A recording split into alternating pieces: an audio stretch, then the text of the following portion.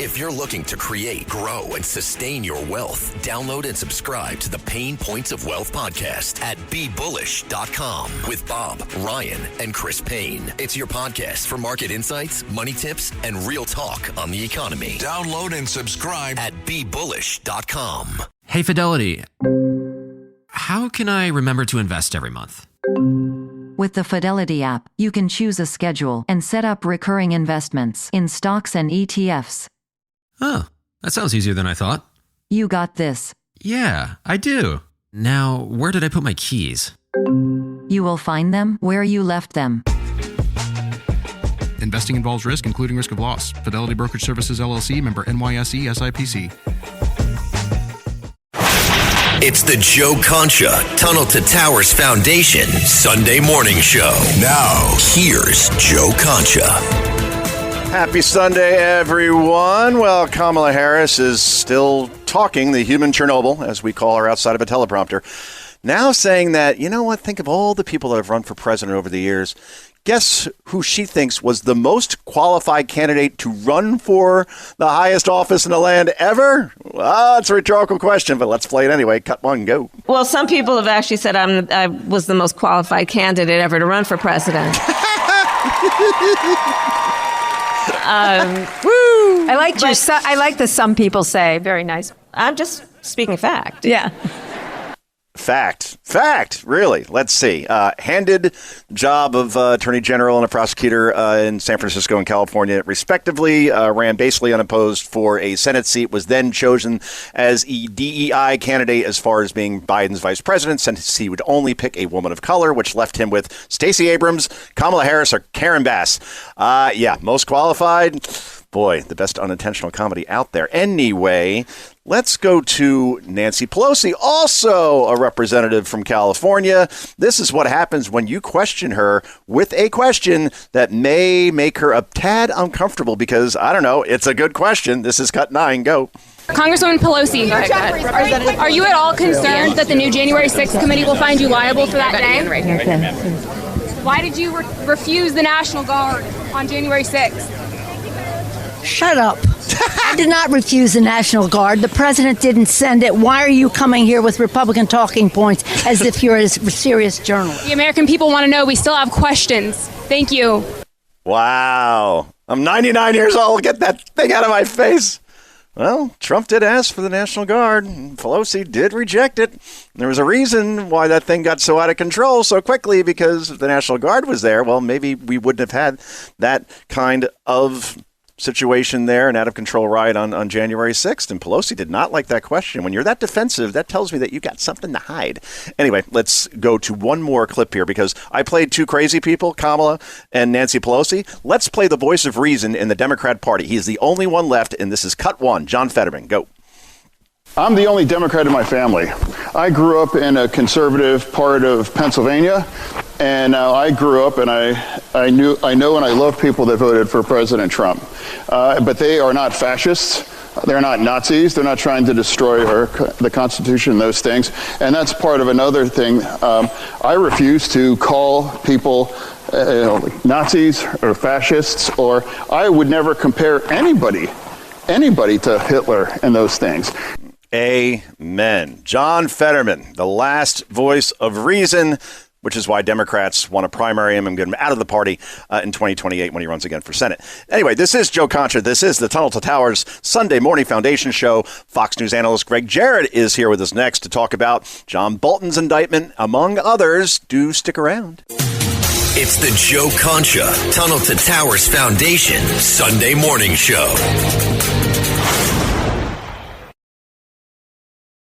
This shrimp and coconut sauce is divine. What's your secret? Goya coconut milk. How does it taste so good? It's all in that real coconut flavor and that rich, creamy texture. What about thickeners and added sugars? None. Just smooth, coconutty goodness. What can I make with it? From curries to sweet treats like coconut flan, the possibilities are endless. Goya coconut milk. Take your cooking to the next level. No question about it. Find it in the Goya section of your local grocery store. If it's Goya, it has to be good.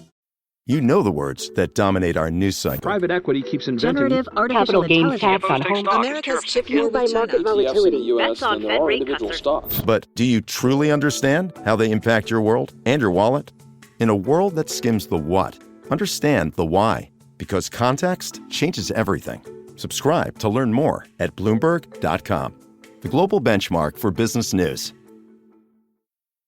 This is a real good story about Bronx and his dad, Ryan, real United Airlines customers. We were returning home, and one of the flight attendants asked Bronx if he wanted to see the flight deck and meet Captain Andrew. I got to sit in the driver's seat. I grew up in an aviation family, and seeing Bronx kind of reminded me of myself when I was that age. That's Andrew, a real United pilot. These small interactions can shape a kid's future. It felt like I was the captain. Allowing my son to see the flight deck will stick with us forever. That's how good leads the way. This episode is brought to you by Progressive Insurance. Do you ever find yourself playing the budgeting game? Well, with the Name Your Price tool from Progressive, you can find options that fit your budget and potentially lower your bills. Try it at Progressive.com. Progressive Casualty Insurance Company and Affiliates. Price and coverage match limited by state law. Not available in all states.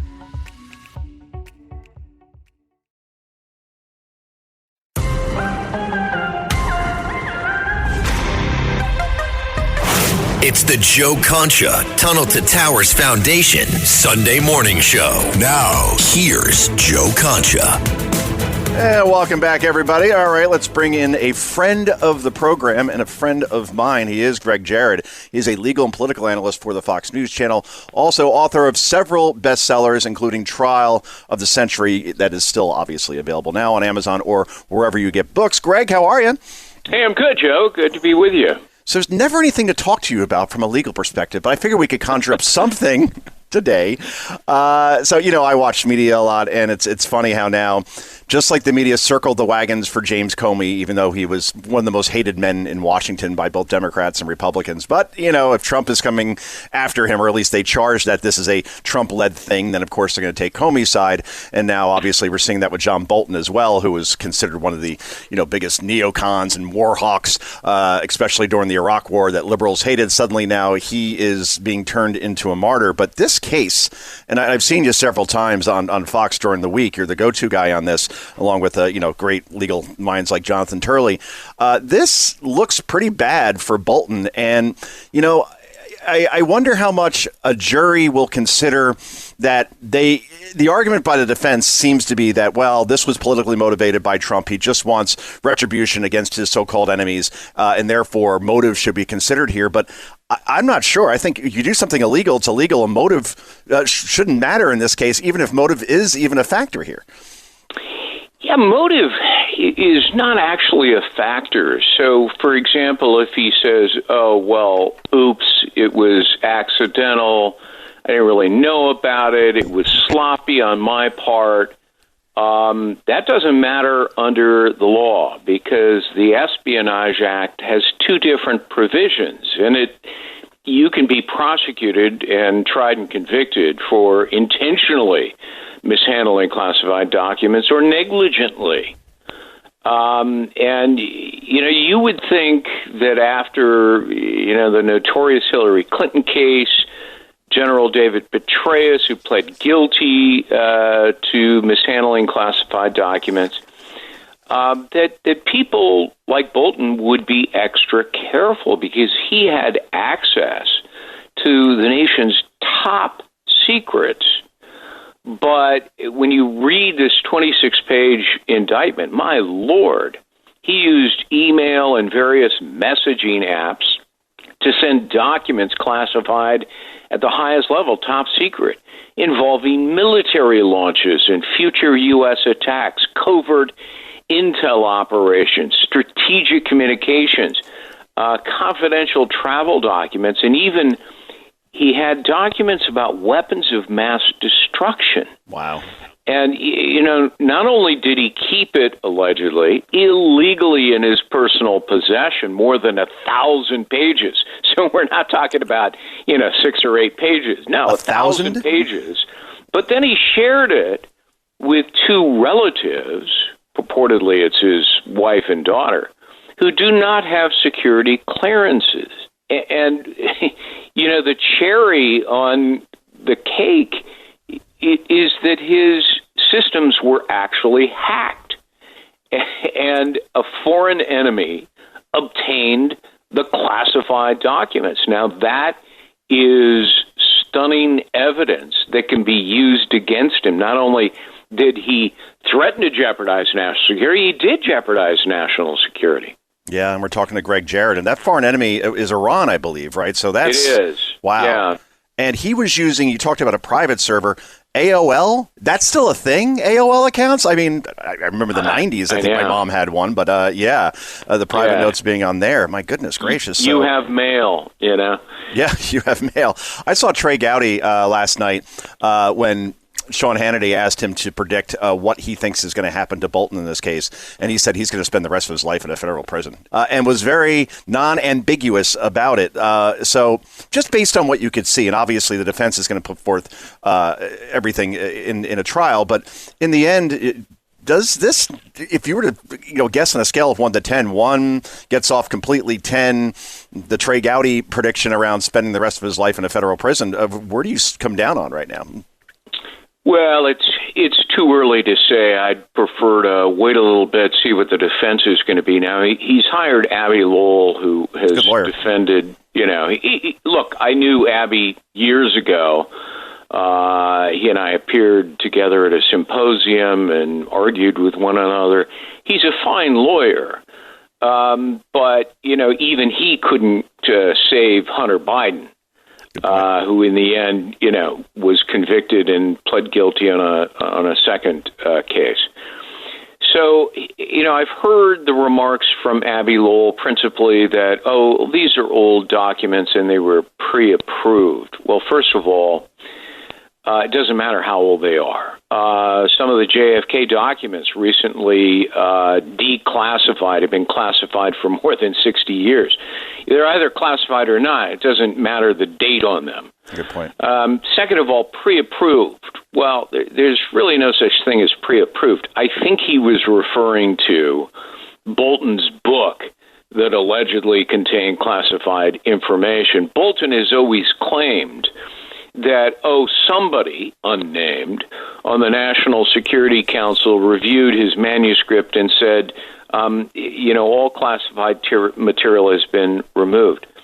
There's no documentation of that I'm aware of. And there are rules in government where you have to seek pre-approval with a manuscript, and it goes through a lengthy process of not just the National Security Council, but other intelligence agencies. And Bolton allegedly didn't do any of that. And in fact, the case went to court. And a judge, federal judge, was poised to issue an injunction when all of a sudden the publisher went ahead and pushed out the book. Yeah. And the judge in court threw up his hands and said, now it's moot. It's out there. Who authorized the publishers to move forward? Because when we write books, our publishers always check with us on certain things, right? Like, ultimately, did Bolton authorize? Oh, go ahead. It's all right. Don't worry if they're investigating it. I wonder. Well, nobody really knows. I think that, if I had to guess, the lawyers for the publisher said, go ahead and do it. We'll cite the Pentagon Papers case. Right. But regardless, the defense will be that somehow somebody approved the book. Well, what about all the other 1,000 documents in his home and office? That doesn't account for all of that. So that strikes me as an incredibly weak defense. And, of course, he'll pull the usual James Comey playbook, motion to dismiss because it's selective prosecution, it's retribution by Donald Trump. That's an uphill battle for a defendant. Yeah, and we're talking to Fox News legal analyst Greg Jarrett. Finally, just on this topic, the judge means a lot, it appears, in cases lately. We've seen Democrats go judge shopping just to get favorable opinions on XYZ. Is the judge here known yet? And if so, do we know their so-called political leanings or background? Yeah, I think it is a Biden-appointed judge, or at least a Obama? A judge appointed by, a Democrat president. And look, in an ideal world, it shouldn't matter. But in politically fraught cases, and this is one of them, the political leanings of the judge who presides do indeed matter. We know that anecdotally in, an endless number of cases. And so, the same thing with the James Comey case. It's in front of, a friendly umpire. Yeah. District Judge Nachmanoff, appointed to the bench by federal Joe Biden. And, you have to remember, this was Joe Biden's Department of Justice that ran interference for people like Comey and others for ignoring and ignored corrupt acts for so long that it was barred by the statute of limitations. Goodness gracious. And we mentioned James Comey before, obviously. An indictment came against him in September and Letitia James just about a week ago or so. So these things are coming in fast and furious. Of the three cases, which do you see as the one that puts the defendant in most jeopardy? Because Letitia James also, that case, that seems pretty open and shut as well. I mean, when you say that your dad is your husband on a mortgage application and you say that a primary home is your primary home when it's actually not, that seems pretty straightforward. But again, you see cable news networks that are not called Fox saying, well, obviously this is just Trump trying to get revenge against Letitia James. It seems like, on paper that she probably broke the law. I know we can't say that, and she's innocent until proven guilty, but that also looks as bad as almost the Bolton case. Yeah, the Bolton is the strongest case, clearly. Letitia James, I would rank second, because when you tell a bank that your home is primary or secondary to get a lower mortgage rate, but you actually rent it out, that's fraud. You're lying to the lender who is deceived about the financial risk. And the documents incriminate Letitia James. She can hardly claim, sloppy paperwork, because she's on record as Attorney General stating in no uncertain terms that that's never an excuse. Even worse, last year she issued a public statement declaring that everybody, all Americans, cannot lie to a bank to get a mortgage, and powerful people cannot cheat to get better loans. So, her own words will come back to haunt her in court. And think about what she did. She campaigned to get Trump. What does that mean? She is promising to abuse her office if elected, to target a specific individual, even though at the time she made that statement, she had no access to files, no evidence. She hadn't even been elected. She preordained an outcome. And now, of course, she has the audacity to complain that Trump is weaponizing the law against her. She and Comey and Alvin Bragg invented lawfare. Precisely. And now she's fundraising a lot of money off this and playing the victim. We're talking to Greg Jarrett. Okay, Greg, I like to have fun as we get to the end of our interview. So I want you to rank, okay? I'm going to give you the top 5 lawyer/trial movies of all time, okay? Now, on my end, and you can tell me, hey, Joe, you missed this, okay? But I want to see you rank these, all right? I got 12 Angry Men, okay? I have The Verdict. That, of course, was Paul Newman back in the 80s. Anatomy of a Murder, which is profoundly awesome as well, where you have James Stewart, obviously, in the lead role. To Kill a Mockingbird, which, is an absolute classic that I watched not too long ago. And then my top, however, is My Cousin Vinny, which I watched with my daughter, who now wants to be a lawyer. Little language problem aside, I have that as my number 1. But am I missing any on here? No, I mean, look, just off top of my head, you've named some very good ones. I always rank Gregory Peck's portrayal of Atticus Finch in To Kill a Mockingbird as, one of the best lawyer films ever. It was really quite moving portrayal, and the book, of course, is a classic. I love Paul Newman, and that was a wonderful portrayal by him of down and out, alcoholic lawyer who finally pulls himself up by the bootstraps and presents an incredible case in court. you're right about my cousin Vinny. It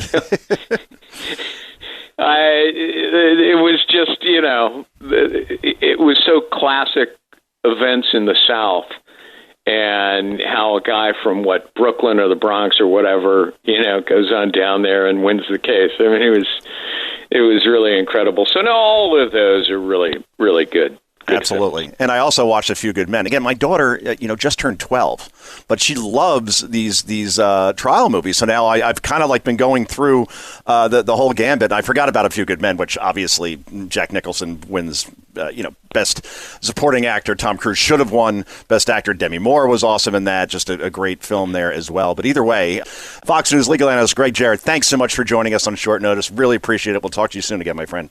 Okay, pal. Take care. All right, take care, Greg. And we'll be back with the Joe Concha Tunnel to Towers Foundation show. Back with more in just a moment.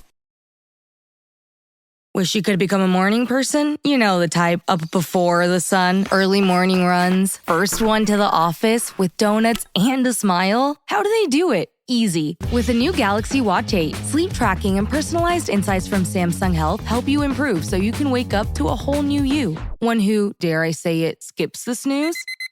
It's possible. Train your sleep with Galaxy Watch 8. Learn more at Samsung.com. Requires compatible Samsung Galaxy phone, Samsung Health app, and Samsung account. Smart Water Alkaline with antioxidant. Whoa, that's refreshing. And a 9.5 plus pH for every way you move. I did take a spin class today. Restoring like a pro. Smart Water Alkaline with antioxidant. For those with a taste for taste. Grab yours today. Learning through play starts with Lego Duplo. With Lego Duplo, toddlers can develop real-life skills while having fun with colorful bricks made just for them. Large, easy to grip, and safe to explore. When children express themselves with Lego Duplo, they build patience, problem-solving, and empathy. See your child learn perseverance and self-expression with everything they imagine and create. Visit lego.com/preschool to learn more. Once upon a mundane morning, Barb's day got busy without warning. A realtor in need of an open house sign. No, 50 of them, and designed before 9. My head hurts. Any mighty tools to help with his plight? Aha! Barb made her move. She opened Canva and got in the groove. Bulk creating Canva sheets. Create 50 signs fit for suburban streets. Done in a click, all complete. Sweet! Now, imagine what your dreams can become when you put imagination to work at canva.com.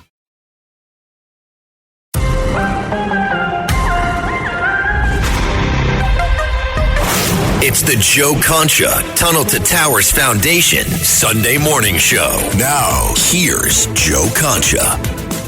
Welcome back, everybody. Let's bring in editor of The Spectator and, of course, the host of the Big Ben Show, Fox at Fox News. Also has a newsletter called The Transom. Am I pronouncing that correctly, Ben? Because I've heard it two ways.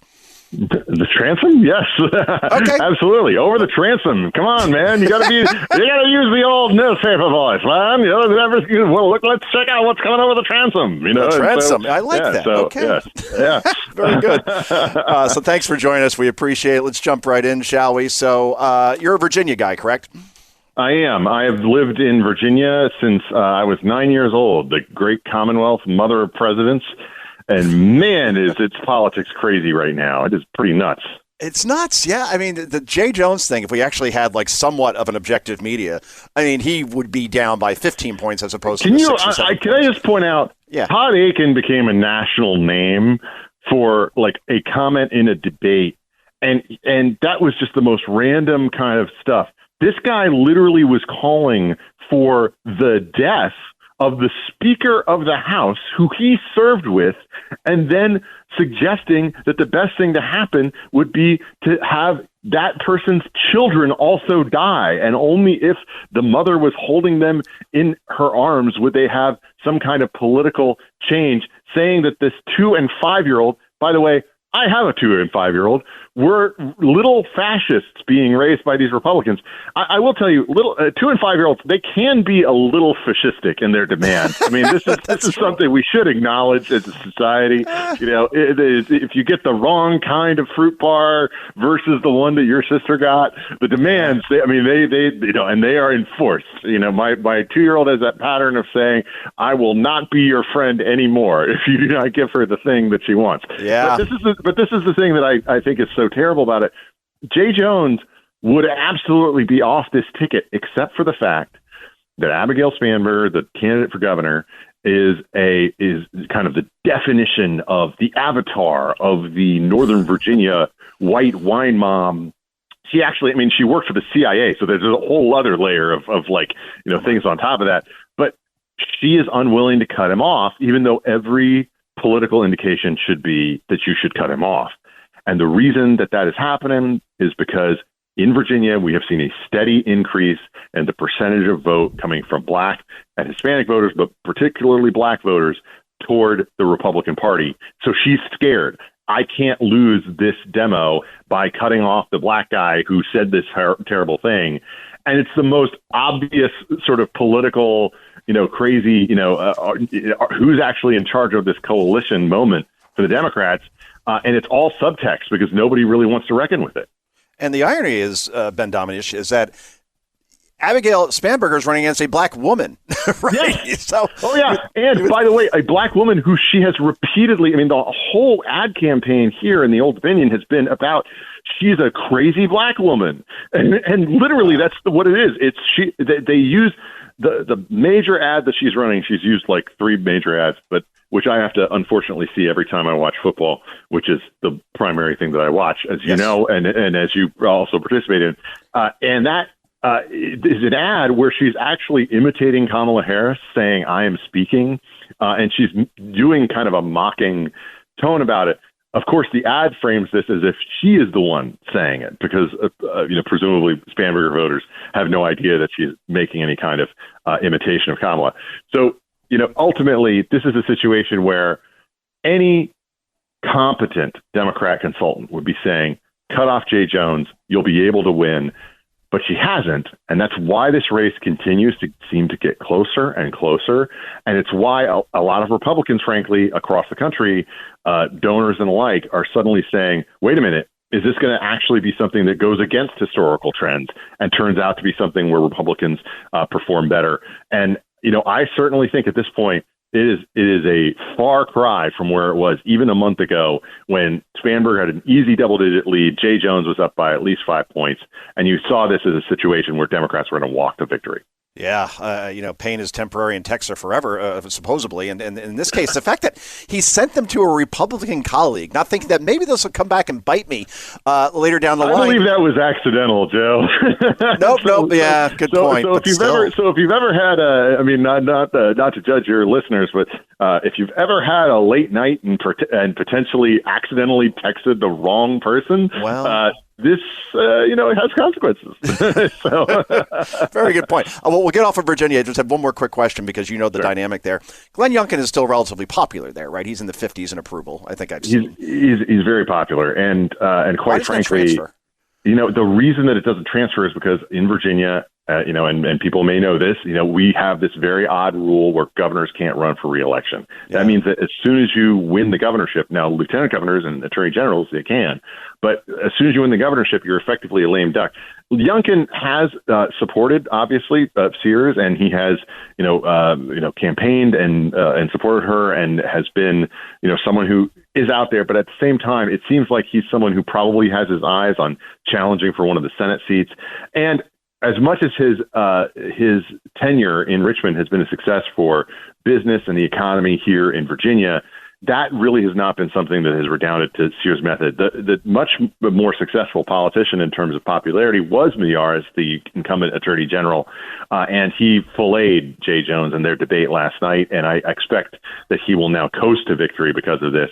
He was always the one that people had kind of an eye on as being potentially the next guy for the statewide thing. But look, Virginia is a blue state. It's hard to get through. And the number of bureaucrats that we have in this place who are freaking out, by the way, about everything that Russ Vought is doing at OMB, those are the people who actually decide these elections a lot of the time. And unfortunately, that does not redound to Republicans' benefit. Yep, Northern Virginia, and we're talking to Ben Dominique. I'm curious, Ben, as far as, let's go to New York, shall we? Because we had a debate recently with Zoran Memdani, who, the guy smiles. He's smooth. He is smooth, and he can sell communism.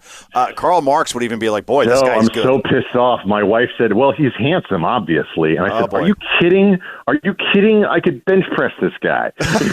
now, I mean, part of that is just a size differential thing, but it's just one of these things where, like, this guy has charmed an entire generation of TikTok and Instagram people. Yeah. And that includes, unfortunately, some of the most powerful people and some of those powerful news organizations that are run out of New York and are obsessive with him, putting him on the cover. Condé Nast did a switch on a dime. They went from being, very skeptical about him to the New Yorker profiling his trip to the U.S. Open to putting him on the cover of Vanity Fair, all of this stuff.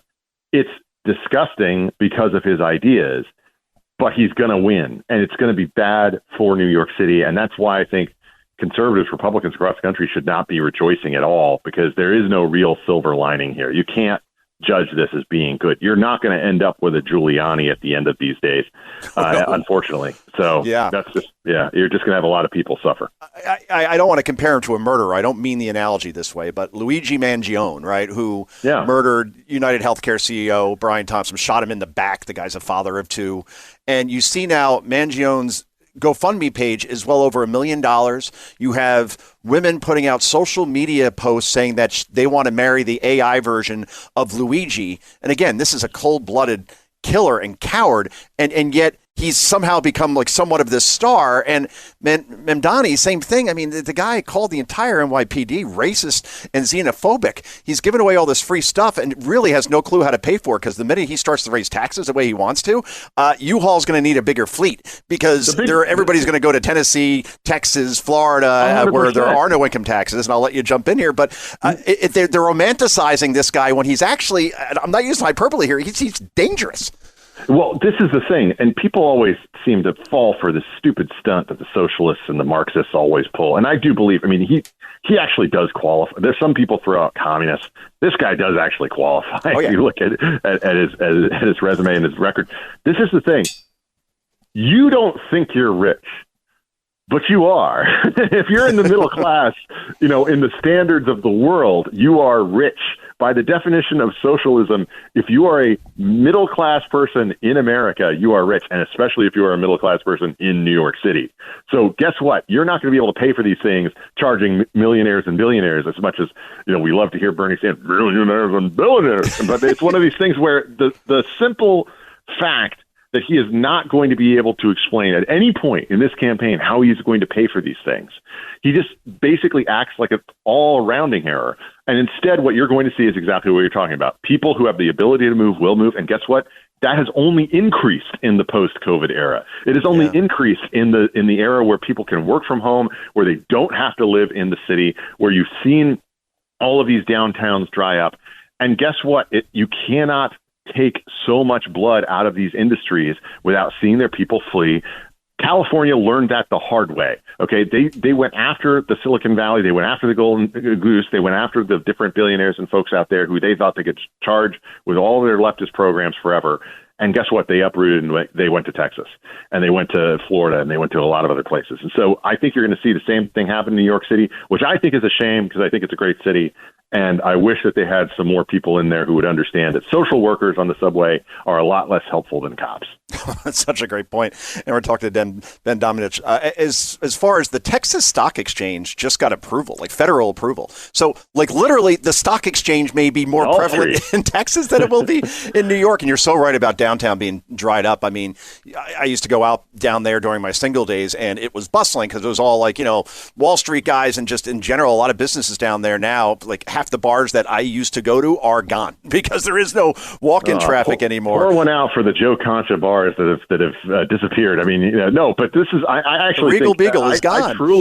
I truly sympathize with you on this, because look, Some conservatives are of the ilk that they say, I don't like New York City, whatever, that they're just a bunch of lefties, that kind of thing.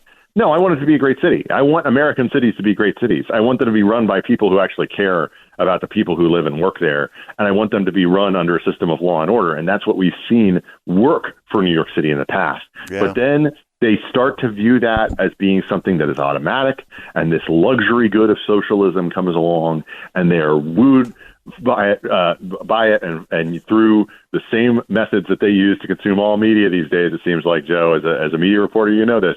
The media is not the media. The media is the streams. And that is all that they're doing, doom scrolling all day long and saying, "Oh, that Mamdani guy, he's cute. We should definitely vote for him."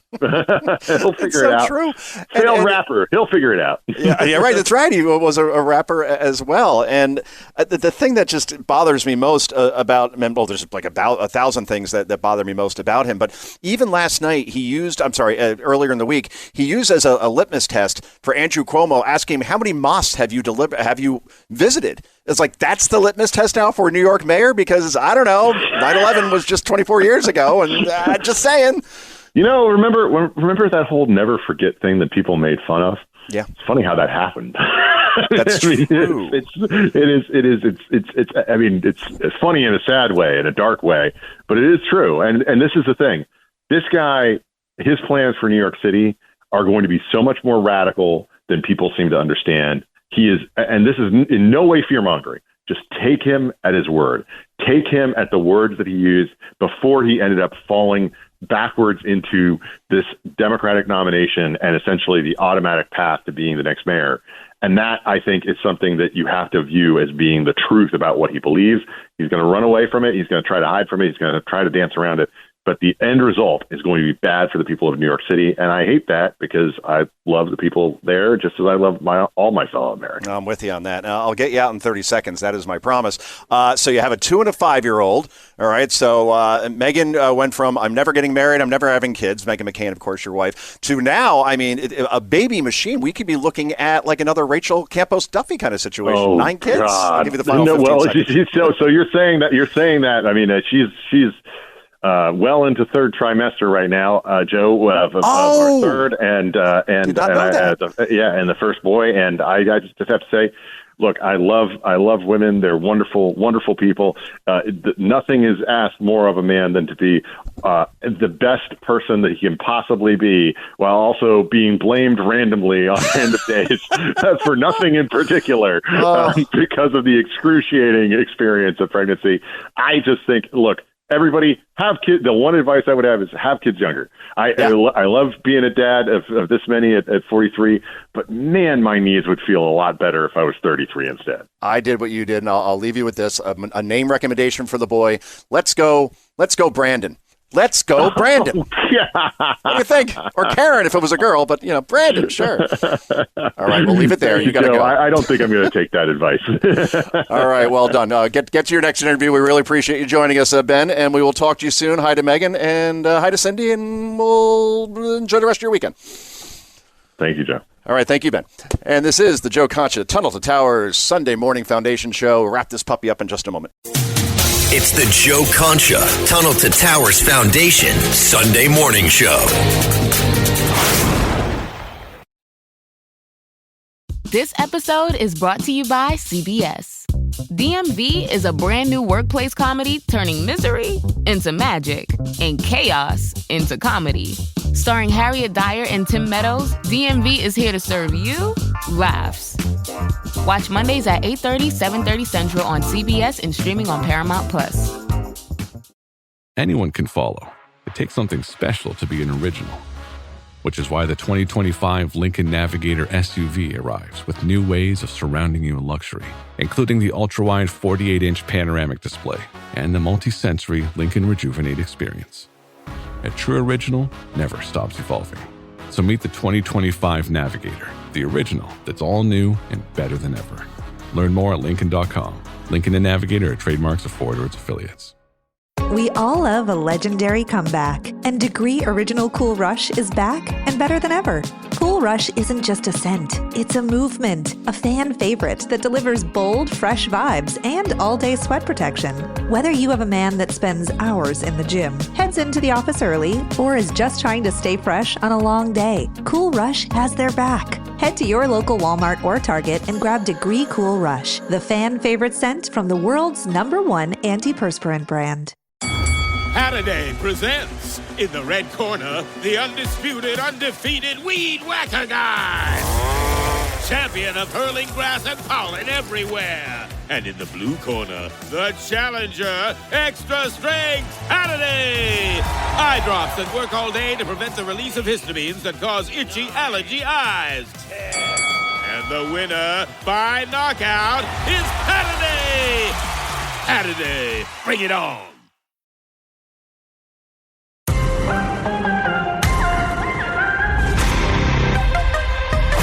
It's the Joe Concha Tunnel to Towers Foundation Sunday morning show. Now, here's Joe Concha. Welcome back, everybody. Let's wrap this puppy up, shall we? This is our closing monologue, and boy, we got a lot of fun cuts to play for you because this stuff practically writes itself. For example, Jimmy Kimmel, I call him the Pope of late night, the most pious, condescending, clueless person in media. And yes, late night, I guess, is media now because all they do are politics on these shows. I mean, I think I shared Colbert, his #1 guest over the last 10 years has been Bernie Sanders, who has been on that show 22 times in 10 years. So at least more than twice a year, you're going to get Bernie. Or Elizabeth Warren's been on 16 times. Somebody like Tom Hanks, who's like a legitimate star, 14 times. So yeah, you get a lot of Jake Tapper and you get a lot of Adam Schiff, and you don't get a lot of stars or people that actually make you laugh. So Kimmel now, in his opening monologue, decides to talk about Antifa, how they don't really exist, even though there is overwhelming evidence that they do. They only shut down Seattle at one point, firebombed Portland police stations, have carried out many, many rallies with literally Antifa sponsoring them. But here's Kimmel telling you, hey, all those things you see and hear, they're not really real. This is Cut 7, go. You understand... There's no Antifa. This is an entirely imaginary organization. There is not an Antifa. This is no different than if they announced they rounded up a dozen Decepticons. We've captured the Chupacabra, everyone. And then it was Trump's turn to ratchet up the rhetoric with fiery images conjured from no one has any idea where. Oh, good. I mean, I guess that's comedy now, and this is why Kimmel has lost now 95% of his audience from when he returned from his suspension. In other words, people tuned in, they said, oh, let me see what this is all about. And they realized, like, boy, this just isn't funny. I'm not getting the escapism I want. If I want that, I'll watch MSNBC. Anyway, speaking of MSNBC, their preferred candidate for mayor of New York, of course, is Zohran Mamdani, leading in the polls. We had that debate this week, and I'm not sure anything's really going to move as a result of it because Mamdani just smiled his way through, and the moderators from NBC New York, I swear, I thought Margaret Brennan and Norah O'Donnell were bad during the VP debate, or Lindsey Davis and David Muir during the presidential debate between Trump and Kamala. They somehow were worse. They completely and totally gave Mamdani a free ride on everything in terms of never asking him how you're actually going to pay for all this stuff that you want to give people, never reading his own words back to him as far as calling the New York City Police Department racist and xenophobic, just saying, you made comments in the past that were seen as provocative. It's, oh, man. So... you just look at polls and you say this guy's up by 15, 20, and even if they're wrong by half, you wonder like where the numbers are going to come from. There just doesn't seem to be an overwhelming groundswell for Andrew Cuomo. And Curtis Sliwa, I think, has run a very strong campaign. I just don't know how many Republicans are left in the state, considering how many have moved out as a result of Bill de Blasio and what he turned New York City into. So anyway, here's Zohran Mamdani actually being questioned by a real journalist, Martha McCallum on Fox News, and she keeps trying to press him as far as Hamas, should they lay down their weapons? And this guy, who is as anti-Israel as it comes, who tries to globalize the intifada, well, here's what he had to say about this, or not say. Cut 8, go. Do you believe that Hamas should lay down their weapons and leave the leadership in Gaza? I believe that any future here in New York City is one that we have to make sure that's affordable for all. And as it pertains to Israel and Palestine, that we have to ensure that there is peace. And that is the future that we have to fight for. But you won't say that Hamas should lay down their arms and give up leadership in Gaza. I don't really have opinions about the future of Hamas and Israel beyond the question of justice and safety and the fact that anything has to abide by international law. And that applies to Hamas, that applies to the Israeli military, applies to anyone you could ask me about. Oh, I mean, I almost said it. Shut the front door. Yeah, that's what I meant. This guy says that if Benjamin Netanyahu, the Israeli prime minister, were to step foot into the United States, and particularly into New York, if he goes to the United Nations, he will have him arrested on the spot. And now he has no opinions on Hamas and Gaza? Pretty sure you do. Unbelievable. Meanwhile, in New Jersey, we see Jack Ciattarelli now. It's a dead heat. He's within the margin of error of Mikey Sherrill, the Democrat, who was leading by 20 points just back in June, and now that thing is basically evaporated. Again, how'd you make $7 million in stock trades, particularly defense stocks, when you're on the Armed Services Committee, Mikey? How?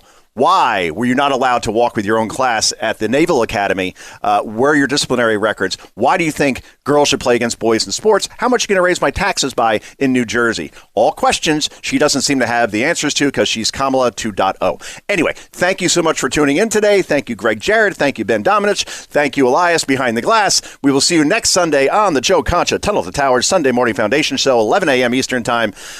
I'll see you when I see you. Bye-bye. Thanks for listening. The Joe Concha Tunnel to Towers Foundation Sunday Morning Show. You can hear the Joe Concha Tunnel to Towers Foundation Sunday Morning Show. Sunday mornings at 10. If you like the podcast, share it with your friends and listen anytime at WABCRadio.com and download the WABC Radio app. Hit that subscribe button on all major podcast platforms. Plus, follow WABC on social, on Instagram, TikTok, Facebook, and X. See you next time for a new episode, so you never have to wonder. What the heck is going on here?